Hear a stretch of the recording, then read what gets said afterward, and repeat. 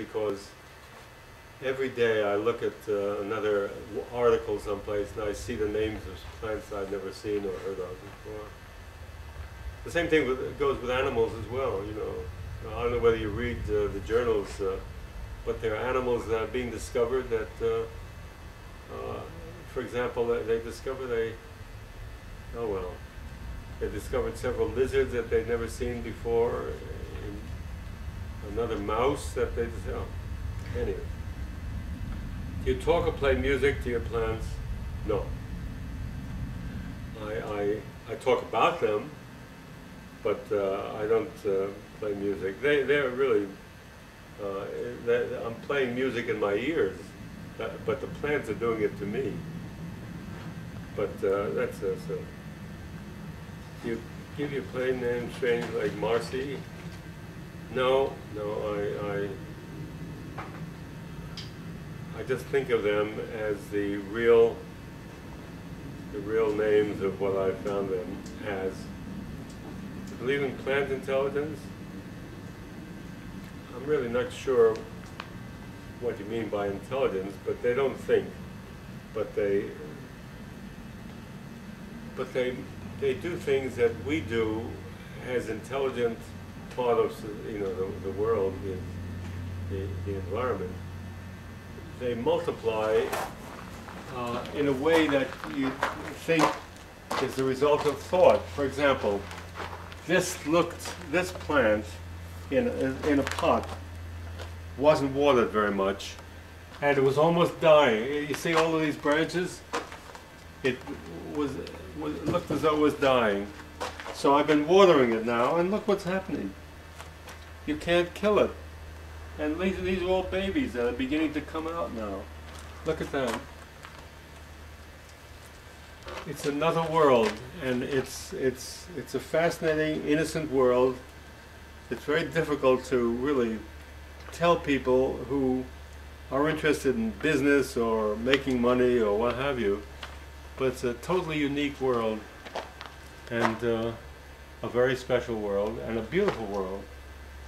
I mean, here, look at this gorgeous thing here. See, it's incredible, and here's a seed pod. And from this pod, I will get probably 30 plants like this.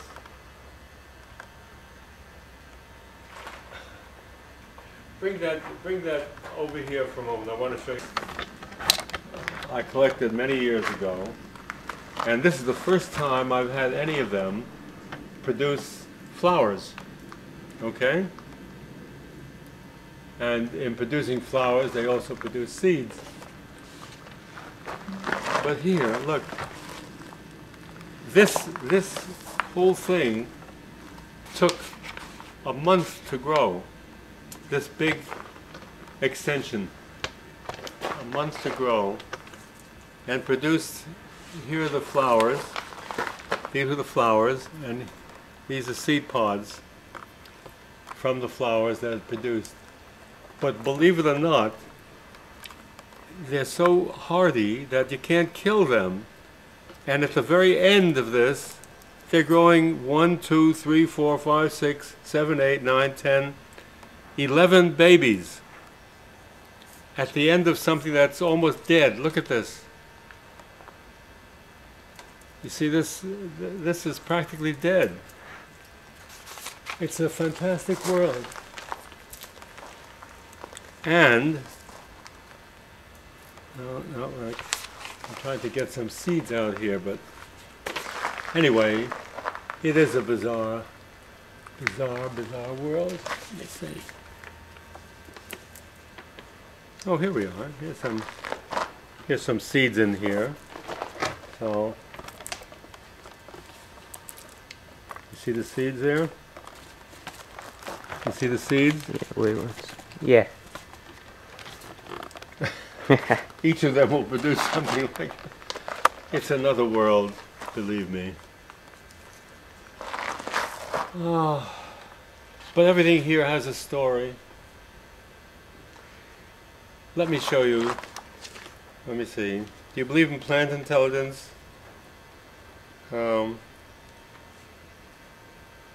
Well, if you can define intelligence, I can talk about it, but plants have a world of their own, and they can't articulate, and you can't make them humanoids, but they have their own life, and they do it very well.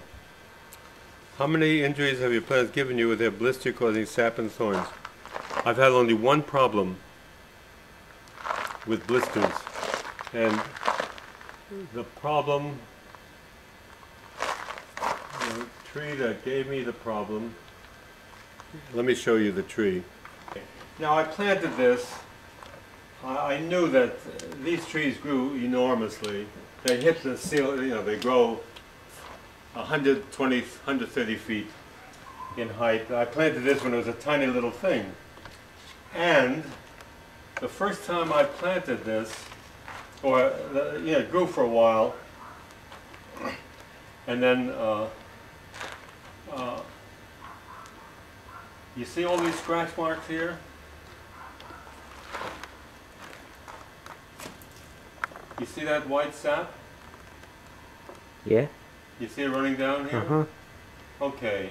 I learned about the toxicity of the sap of these euphorbias.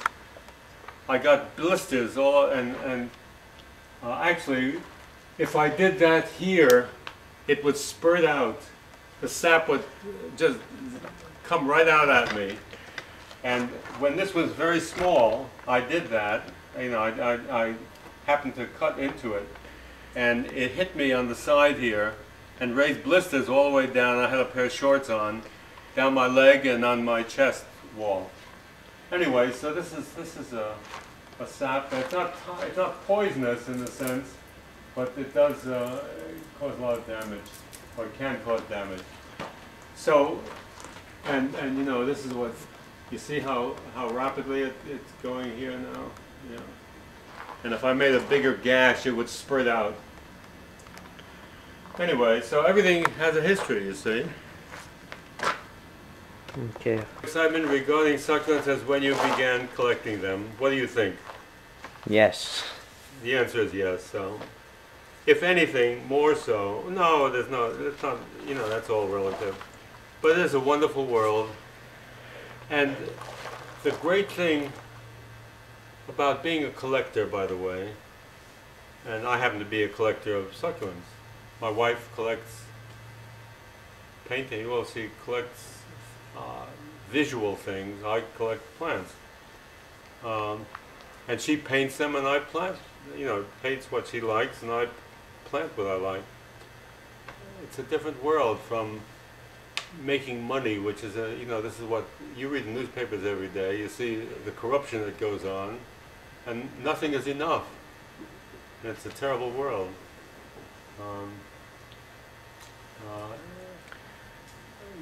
I know a great deal about the financial world because I've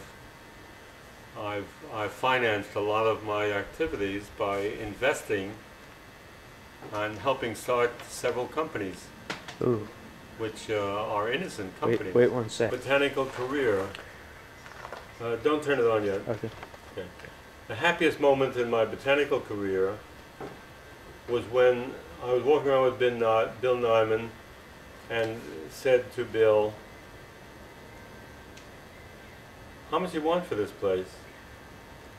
He thought and thought and gave me a price, and I said, "I'll take it," and we become the best of friends.